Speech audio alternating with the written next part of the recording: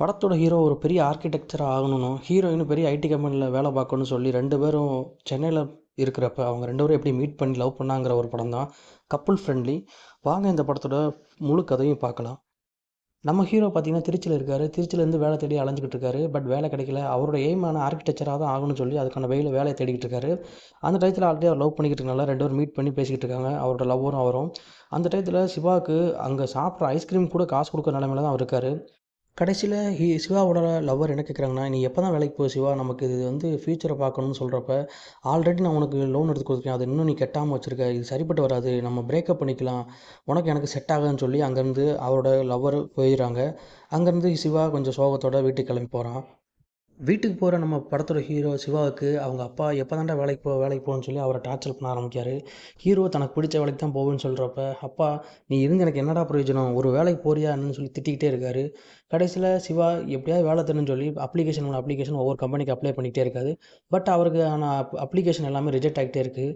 இருந்தாலும் விடாமல் அவர் வேலை தேடிக்கிட்டே இருக்காரு. ஒரு கட்டத்துக்கு மேலே அப்பாவோட ப்ரெஷர் தாங்க முடியாமல், சரி நம்ம இந்த வீட்டிலேருந்து இருந்தால் நல்லா இருக்கான்னு சொல்லி சென்னை போயிடுவோம், சென்னை போய் நம்ம அங்கே வேலை தரலான்னு சொல்லி வீட்டிலேருந்து சென்னை கிளம்புறாரு. சிவாவோட வீட்டில் உள்ள எல்லாரும் வேலைக்கு போக வேண்டாம், இங்கே இருடா, இங்கேருந்து வேலை போகிறான்னு சொல்கிறப்ப, இருக்கட்டுமா நான் சென்னை போகிறேன், கண்டிப்பாக நான் சென்னை போய் வேலை தேடிடுவேன், நான் அங்கே போயிட்டு உங்களுக்கு கூப்பிட்றேன்னு சொல்லிட்டு இங்கேருந்து கிளம்பி போகிறாரு. நம்ம படத்தோட ஹீரோயினான மித்ரா ஒரு ஹாஸ்டலில் தங்கி சென்னையில் வேலை தேடிக்கிட்டு இருக்காங்க.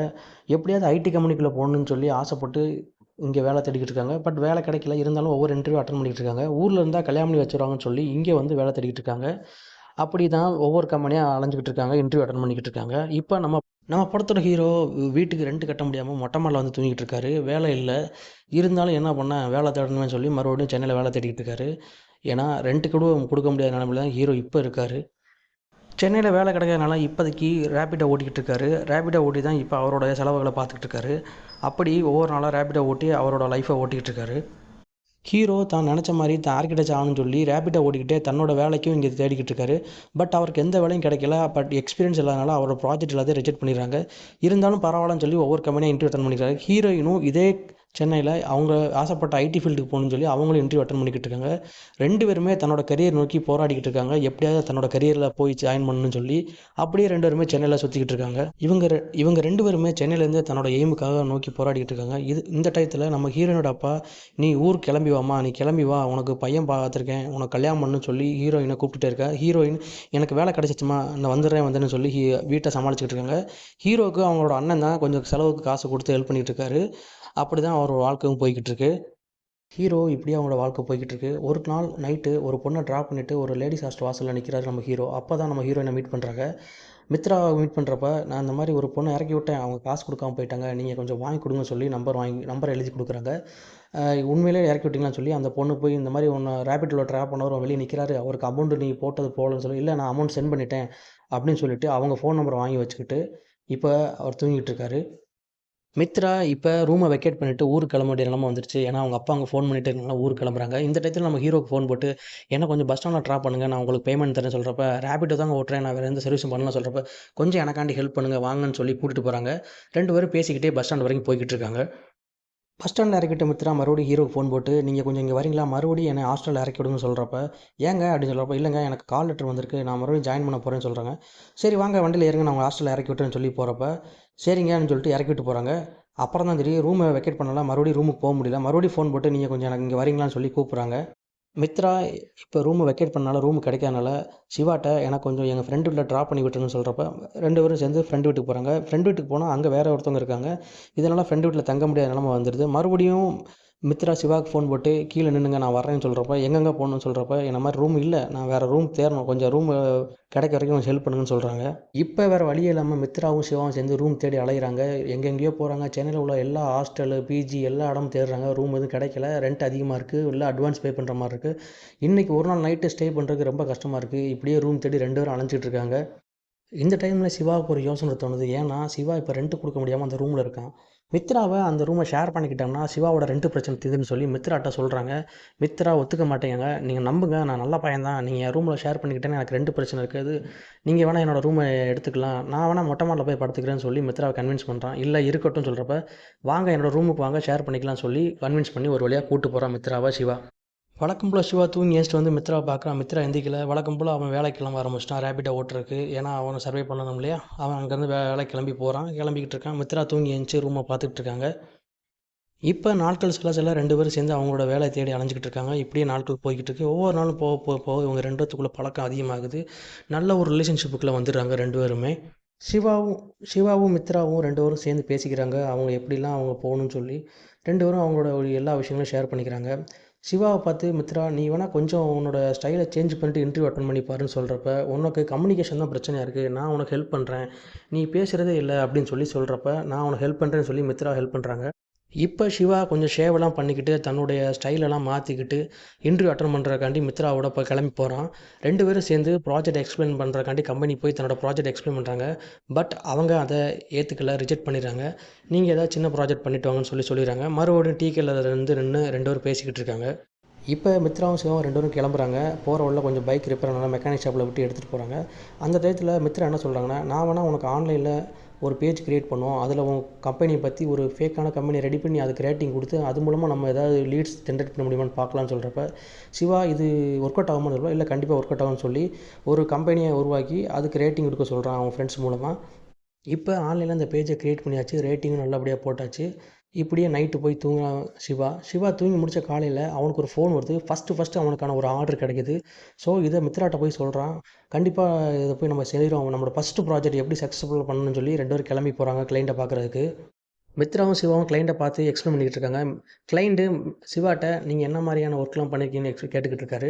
நாங்கள் உங்களுக்கு குறைஞ்ச கொட்டேஷன்லாம் நல்லபடியாக பண்ணித்தரோம் சார்னு சொல்கிறப்ப, சரி உங்களோட கொட்டேஷனை கொடுங்கன்னு சொல்லிவிட்டு கிளைண்ட் என்ன சொல்கிறாருன்னா, எனக்கு என்னுடைய வாஷ் பேஷன் கீழே ஒரு பாக்ஸ் எனக்கு ரெடி பண்ணி தரணும், இதுதான் என்னுடைய கொட்டேஷனு, எனக்கு இந்த சின்ன சைஸில் ஒரு பாக்ஸ் வேணும், இதை நிறையா பேர்த்திட்ட கேட்டேன், இது யாருமே பண்ணித்தரல, நீங்கள் கொஞ்சம் பண்ணி கொடுத்தீங்க நல்லாயிருக்குன்னு சொல்கிறப்ப சிவா சிரிக்கிறான்.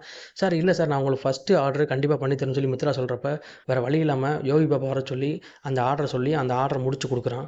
சிவாவும் மித்ராவும் ஆர்டர் முடிச்ச கையோட மார்க்கெட்டில் போய்கிட்டு இருக்காங்க. அந்த டயத்தில் பார்த்தீங்கன்னா வீட்டோட சாவியை தொலைச்சிட்டு வந்துடுறாங்க. வேறு வழியே இல்லாமல் வீட்டை உடச்சி உள்ளே போக வேண்டியதாக இருக்குது. கடைசியில் இங்கே கட் பண்ணால் நம்ம ஹீரோயினும் கேரளாவில் இருக்கிற மாதிரி காட்டியிருப்பாங்க. அவங்க ஏன் கேரளா போனாங்கிறத நான் பின்னாடி சொல்கிறேன். இப்போ மழை பெய்யறனால 2 பேரும் பஸ்ஸில் போய்கிட்டு இருக்காங்க. மித்ரா தன்னுடைய எக்ஸ் லவ்வை சொல்லிக்கிட்டு இருக்கான். இதே மாதிரி சிவாவும் தன்னோட எக்ஸ் லவ்வை பற்றி பேசிக்கிட்டு இருக்காங்க. 2 பேரும் அவங்க எக்ஸ் லவ்வை சொல்லிவிட்டு ரொம்ப மழையில் நனைஞ்சிட்டே ரூமுக்கு போய்கிட்டு இருக்காங்க. போகிற வழியில் அப்படியே அவங்களுக்குள்ளே ரொம்ப பேசிகிட்டே போகிறனால கொஞ்சம் மிங்கிள் ஆகிடுறாங்க. முடிஞ்ச அளவு கிஸ் வரைக்கும் போயிடுறாங்க. இப்படியே நாட்கள் போக போக 2 பேரும் லிவிங் ரிலேஷன்ஷிப்புக்கு போயிடுறாங்க. மாற்றி மாற்றி ஃபோன் பேசிக்கிட்டு அப்படியே ஊர் சுற்றிக்கிட்டு அவங்களோட லிவிங் ரிலேஷன்ஷிப்பு நல்லபடியாக போய்கிட்டுருக்கு. சிவாவுக்கு ஃபஸ்ட் டைம் அந்த ப்ராஜெக்ட் பண்ணி கொடுத்தனால அதே கஸ்டமர் இன்னொரு கஸ்டமர் ரெஃபர் பண்ணியிருப்பார். அந்த கஸ்டமர் தன்னோட வீட்டுக்கு நீங்கள் தான் ஃபுல்லாகவே நீங்கள் இன்டீரியல் பண்ணி கொடுக்கணும், ஏன்னா உங்களை பற்றி அவர் சொல்லியிருக்காருன்னு சொல்கிறப்ப அவருக்கு ரொம்ப இதாகிடும். ஏன்னா 2வது ப்ராஜெக்ட் இல்லையா. இப்போ 2வது வீட்டுக்கான வேலை ஆரம்பித்து போய்கிட்டு இருக்கும். ஏன்னா அந்த வீட்டோட ஃபுல் இன்டீரியல் அவர் பார்க்கறனால ஃபுல்லாகவே அங்கே தங்கி வேலை பார்த்துக்கிட்டு இருப்பார். இப்போ ப்ராஜெக்ட்லாம் நல்லபடியாக போனால சிவா இப்போ அந்த வீட்டை காலி பண்ணிட்டு ஒரு அப்பார்ட்மெண்ட் எடுத்து அங்கே 2 பேர் தங்கிட்டு இருப்பாங்க, சிவாவும் மித்ராவும். அவங்களுக்கு நல்லபடியாக லைஃப் ஸ்டைல் போய்கிட்டு இருக்கும். அந்த டயத்தில் மித்ரா வெளியே போயிருப்பாங்க அவங்களோட வேலை விஷயமா. அந்த டைம் பார்த்தீங்கன்னா வேறு ரேபிட்டோவில் புக் பண்ணியிருப்பாங்க. அவங்க வர லேட்டானால சிவாவே போய் திரும்ப பிக்கப் பண்ணுறக்காண்டி. சிவா இப்போ மித்ரா பார்த்துருவாங்க. 2 பேரும் நடந்து பேசிகிட்டே போய்கிட்டு இருப்பாங்க. அப்போ சிவா, நீ என்னோட கம்பெனியில் ஒர்க் பண்ண, எதுக்கு திரும்ப ஐடியில் ட்ரை பண்ணுற, அதான் உனக்கு கிடைக்கலன்னு சொல்கிறப்ப மித்ரா, எனக்கு நான் பிடிச்ச வேலையை பண்ணணும், நீ எப்படி உன்னோட ஃபீல்டில் நீ பிடிச்ச மாதிரி ஒர்க் பண்ணுறியோ அதே மாதிரி எனக்கு நான் பிடிச்ச வேலையை பண்ணணும், ஸோ நான் எனக்கு பிடிச்ச வேலையை தான் பார்க்க போகிறேன்னு சொல்லப்போ 2 பேரும் சண்டை போட்டு பெரிய வாக்குவாதமாகி 2 பேரும் சண்டை போட்டு பிரிகிற மாதிரி ஆயிரும். இந்த டைமில் சிவாவோட அப்பா அம்மா, நாங்கள் சென்னைக்கு வரோம், அண்ணனோட ஒய்ஃபை ஹாஸ்பிட்டலில் காட்டுறக்காண்டி ஒரு ஹாஸ்பிட்டல் பார்த்துட்டு அங்கே வரேன்னு சொல்லுவாங்க. மித்ராவோட அப்பா அம்மா என்ன சொல்லுவாங்கன்னா, நீ ஊருக்கு வரியா வரலையான்னு சொல்கிறப்ப, இல்லை நான் வரேன்ப்பான்னு சொல்கிறப்ப, இல்லை நானே ஊருக்கு வரேன், அங்கே ஒரு பையனை பார்த்துட்டு அந்த பையன் அங்கே தான் வேலை பார்க்குறான், அவனை அங்கேயே பார்த்து பேசி முடிச்சிடும்னு சொல்லி நாங்கள் நைட்டாக நாளைக்கு கிளம்பி ஊருக்கு வரோம்னு சொல்கிறப்ப மித்ரா சிவாவும் இப்போ 2 பேரும் சேர்ந்து அந்த அப்பார்ட்மெண்ட்டில் இருப்பாங்க. இப்போ அப்பா அம்மா வரனால மித்ரா தன்னோட ஃப்ரெண்டு வீட்டில் போய் தான் வீடுன்னு சொல்லி தன்னோட அப்பா அம்மாவை தங்க வச்சு அவங்க அப்பா அம்மாவும் சேர்ந்து அந்த பையனையும் பார்த்து பேசி முடிக்கிறக்காண்டி போயிடுவாங்க. சிவாவும் மித்ராவும் 2 பேரும் சண்டை போட்டனால சிவா போனால் மித்ரா எடுத்துருக்கவே மாட்டாங்க. வேறு வழியே இல்லாமல் சிவா மித்ராவை தேடி அவங்க வீட்டுக்கு போயிடுவான். போனதுக்கப்புறம் பேச ஆரம்பிச்சுட்டு இருப்பாங்க. 2 பேரும் பேசிக்கிட்டு இருக்க டயத்தில் வீட்டுக்குள்ள காலிங் பெல் அடிக்கும். யாரா காலிங் பெல் அடிக்கான்னு சொல்லி பார்த்தா அவங்களோட அப்பா அம்மா, ஊருக்கு போன அப்பா அம்மா திரும்ப வந்துடுவாங்க. என்னம்மான்னா, டிக்கெட்டை மாற்றி புக் பண்ணிட்டோமா, அதனால் நாளைக்கு நான் காலை தான் எனக்கு பஸ்ஸுன்னு சொல்கிறப்ப மித்ராவோட அப்பா இங்கே யாரும் இருக்காங்க கண்டுபிடிச்சிடுறாங்க. கடைசியில் நம்ம சிவா மாட்டிக்கிடுவார். 2 பேரோட லவ்வும் வீட்டுக்கு தெரிஞ்சிடும். மித்ராவோட அப்பா சிவா உள்ளே வந்து பார்த்து அடித்து பெரிய பிரச்சனை ஆயிரும். கீழே கீழே கூட்டு வந்து எல்லாத்தையும் கூப்பிட்டுருவாரு. எப்படி என் வீட்டுக்குள்ளே நீ வரலான்னு சொல்லி. அப்புறம் மித்ராவோட ஃப்ரெண்டு அங்கே வந்துடுவாங்க. வந்து இந்த எல்லா பிரச்சனையும் அப்புறம் எல்லாத்தையும் சொல்லிடுவாங்க. இது என்ன பிரச்சனை என்ன ஆச்சு எல்லாமே சொல்லிடுவாங்க. கடைசி மித்ராவோட அப்பா அதை ஒத்துக்க மாட்டார். ஏன்னா நீ வேறு ஜாதி நான் வேறு ஜாதிங்கிற மாதிரி எனக்கு என் ஜாதி ஜனம் ஒத்துக்காது, அதனால் எனக்கு செட் ஆகாதுன்னு சொல்லி ஒரு ஃபேமிலியும் பேசி முடிச்சு எனக்கு ஒத்து வரான்னு சொல்லி மித்ராவை கூப்பிட்டு ஊருக்கு போயிடுவார். ஊருக்கு கிளம்புற டயத்தில் மித்ரா ஓடி வந்து சிவா ஃபேமிலியை பார்த்து உங்கள் எல்லாத்தையும் எனக்கு பிடிச்சிருக்கு, அதனால் எங்கள் அப்பா மனசு கஷ்டப்படாமல் நடந்துக்கிறேன், நான் ஊருக்கு போகிறேன், ஊருக்கு போனதுக்கப்புறம் அவங்கள்ட்ட பேசுகிறேன்னு சொல்லிட்டு கிளம்பிடுறாங்க. சிவா காண்டாக்ட் பண்ணி பார்ப்பான், மித்ராவால் ஃபோன் எடுக்க முடியாது. கடைசியில் மித்ரா பார்த்த பையனை போய் நேரில் பார்த்து பேசிட்டு இல்லை எனக்கு வேண்டான்னு சொல்லிட்டேன்ப்பா நான் அப்படின்னு சொல்கிறப்ப மித்ராவை தேடி மறுபடியும் ஃபோன் போட்டே இருப்பான். மித்ராவால் ஃபோன் பிக்கப் பண்ணவே முடியாது. மித்ராவுக்கு நிறையா முறை ட்ரை பண்ணிகிட்டே இருப்பான், மெசேஜ் பண்ணுவான் எல்லாம் பண்ணுவான். மித்ராவால் ஃபோனே எடுக்க மாட்டாங்க. வேறு வழி இல்லாமல் சிவா மித்ரா பார்க்கறக்காண்டி நேரில் பார்த்துடலான்னு சொல்லி ஊருக்கு கிளம்பான். ஊருக்கு கிளம்புற டயத்தில் தான் மித்ரா வீட்டிலேருந்து ஒரு ஃபோன் வரும். இந்த மாதிரி அவங்களுக்கு உடம்பு சரியில்லை, ஹாஸ்பிட்டலில் வச்சுருக்கோன்னு சொல்லி. அப்போ தான் நேராக சிவா மித்ரா பார்க்க ஹாஸ்பிட்டல் வருவான். மித்ராவுக்கு மூளையில் ஒரு சில பிரச்சனை வந்துடும். அதனால் அவங்களோட செல்ஸ் வந்து கொஞ்சம் கொஞ்சமாக செயலுக்கு ஆரம்பிச்சுன்னா ஒவ்வொரு ஆர்கனாக போயிடும்னு சொல்கிறப்ப சிவாவால் தாங்கிக்க முடியாது. வேறு வழியே இல்லாமல் மித்ராவை ஹாஸ்பிட்டலே வச்சு பார்க்குற மாதிரி ஆயிரும். அங்கேயே வச்சு ட்ரீட்மெண்ட் பண்ணிக்கிட்டு இருப்பாங்க. இது சிவாவால் ஏற்றுக்கவே முடியாத அளவுக்கு ஆயிரும். சிவா ரொம்ப கஷ்டப்பட்டுக்கிட்டு இருப்பான்.